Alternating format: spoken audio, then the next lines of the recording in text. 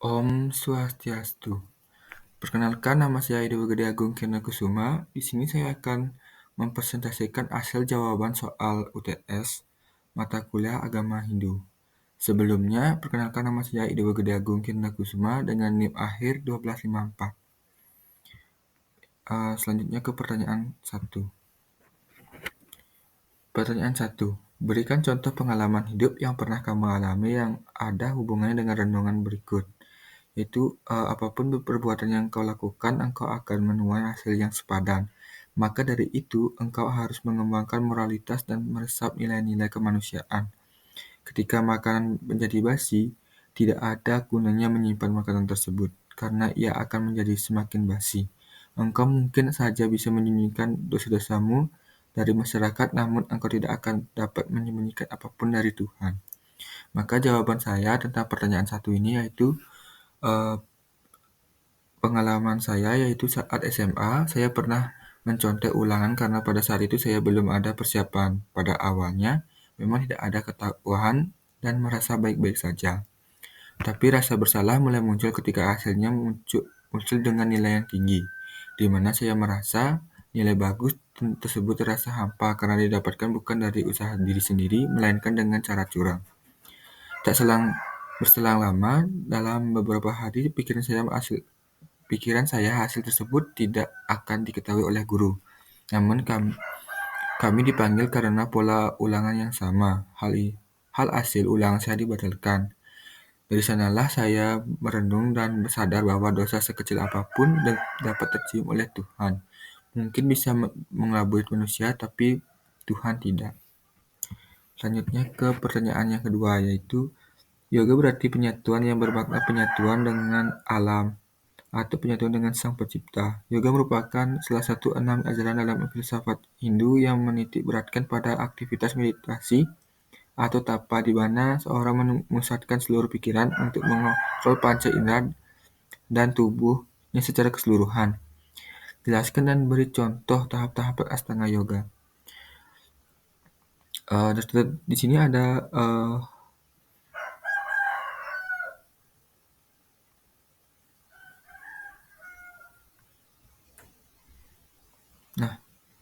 Astanga Yoga merupakan tahap-tahapan yang mesti ditempuh dalam menjalankan aktivitas yoga. Terdapat ada 8 tahapan. Yang pertama ada yama, yaitu pengendalian diri yang harus dilakukan oleh seorang dari segi jasmani. Contohnya tidak berbohong. Yang kedua ada nyama, bentuk pengendalian yang bersifat rohani, yaitu selalu bersyukur atas apa yang dimiliki. Yang ketiga ada asana, yaitu sikap badan seperti silasana, padmasana, dan bajasana, dan sukhasana. Contohnya duduk bersila dengan tenang di pagi hari. Yang keempat ada pranayama, yaitu teknik pengaturan nafas. Contohnya itu melatih nafas yang dengan menghirup dan menahan dan mengembuskan nafas. Yang kelima ada pratahara, penarikan indera dari objek, yaitu contohnya itu mematikan TV saat membaca atau belajar. Dahana yaitu usaha menyatukan pikiran, yaitu fokus membaca tanpa distraksi. Yang ke-8 yaitu pemusatan pemikiran yang tenang, contohnya mengendalikan pikiran atau mengosongkan pikiran. Yang kelima ada samadhi, yaitu penyatuan atma. Contohnya itu merasa damai dan ikhlas. Selanjutnya ke pertanyaan ketiga. Pertanyaan ketiga yaitu berikan contoh dalam kehidupan sehari-hari bagaimana mengembangkan kasih dengan mengikuti kebenaran. Terdapat 2, yaitu yang pertama mengembalikan barang yang bukan milik kita. Yang dimaksud di sini adalah ketika saya menemukan barang yang bukan milik saya cenderung memberikan barang itu ke pihak berwajib. Misalnya yaitu ketika saya mendapatkan dompet di sebuah sekolah, saya akan memberikannya kepada guru. Itu berarti saya tidak akan mengambil hak barang yang bukan hak milik saya. Yang kedua ada tidak membalas kejahatan dengan kebencian. Berarti di sini bermaksud yaitu jika kita direndahkan oleh orang lain, kita harus tetap bersikap tenang dan sabar. Selanjutnya ke pertanyaan yang kelima.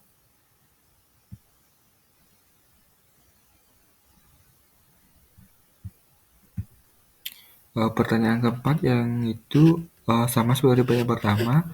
Eh, Contohkan, berikan contoh pengalaman hidup yang pernah kamu alami yang ada hubungan dengan renungan. Di sini saya ada contoh pengalaman yang lain, yaitu saya pernah pada SMA pernah menasihati orang yang menurut saya perilakunya salah, namun dari hal tersebut saya dijauhi oleh teman saya. Hal itu saya menyadari bahwa sebelum menasihati orang lain, lihatlah dirimu sendiri atau lihatlah dirimu dahulu. Di sana saya merenung bahwa sebelum saya menasihati perilaku orang, saya harus melihat diri saya sendiri sebelum menilai orang lain. Selanjutnya ke pertanyaan yang kelima, yaitu sebelum meditasi cucilah muka, tangan, serta kaki atau Anda mandi untuk membersihkan badan dari kotoran sekaligus membuat badan menjadi segar. Duduklah dengan memakai alas dari kain, tikar, atau selimut. Posisi punggung tegak, lurus dan tangan diletakkan di pangkuan dalam posisi rileks. Pejamkan mata serta tenangkan pikiran berbagai detik. Setelah itu ucapkan mantra. Jelaskan masing-masing tahapan tersebut. Nah, tahapan-tahapan tersebut merupakan persiapan dari meditasi sendiri. Bisa saya jelaskan, yang pertama itu membersihkan diri. Nah, membersihkan diri yang dimaksud di sini adalah membersihkan tubuh secara fisik agar tubuh menjadi segar dan suci. Yang kedua ada duduk di alas yang sesuai. Alas seperti kain, tikar, atau selimut dipakai untuk melindungi diri dan membuat diri kita nyaman. Yang ketiga ada posisi tubuh atau duduk dengan rileks. Nah, di sini dimaksudkan punggung duduk tegak lurus melambangkan kesiapan batin. Yang keempat ada memejamkan mata. Ini adalah tahapan membantu menarik perhatian dari luar dan memusatkan pada dunia dalam. Yang kelima ada menenangkan pikiran. Ini membuat energi spiritual masuk dengan menenangkan pikiran. Yang keenam ada mengucapkan mantra. Yang dimaksud dengan mengucapkan mantra adalah tahapan di mana pikiran menjadi lebih fokus, batin akan menjadi lebih tenang. Selanjutnya ada ke pertanyaan keenam. Pertanyaan keenam yaitu mengapa awatara itu turun, yang bisa disederhanakan. Pertanyaannya itu mengapa awatara itu yang turun ke bumi dunia dominan dari Dewa Wisnu. Jelaskan dalam kehidupan sehari-hari Anda dapat berperan seperti layaknya awatara. Nah, seperti kita ketahui, Dewa Wisnu sendiri merupakan dewa yang memiliki kewajiban atau tanggung jawab untuk memelihara keberlangsungan makhluk hidup di bumi. Nah, bercermin dari tanggung jawab Dewa Wisnu, maka hal yang bisa saya lakukan adalah dengan tidak membuang sampah, tidak menggunakan listrik jika tidak digunakan. Hal ini berarti saya memelihara lingkungan di sekitar saya, maka saya setelah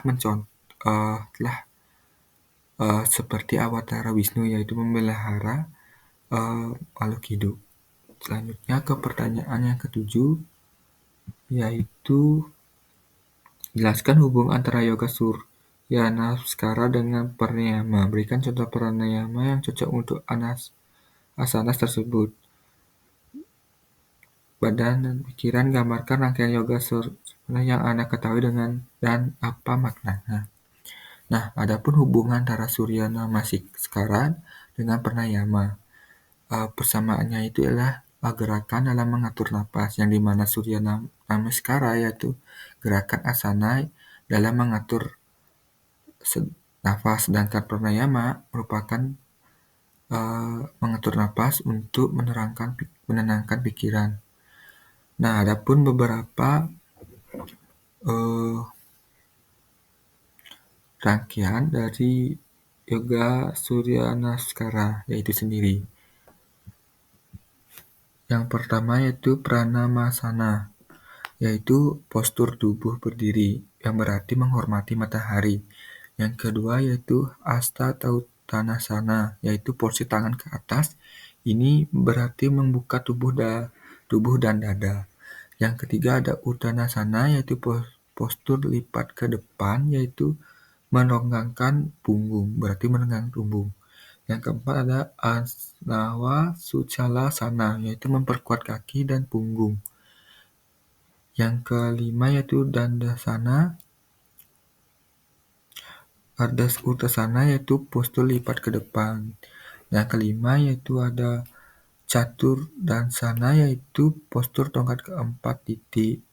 Ini berarti salam memperkuat tubuh bagian tengah.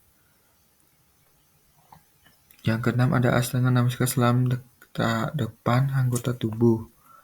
7 ada Bhujasanga, ya ini berarti buka dada dan tulang belakang.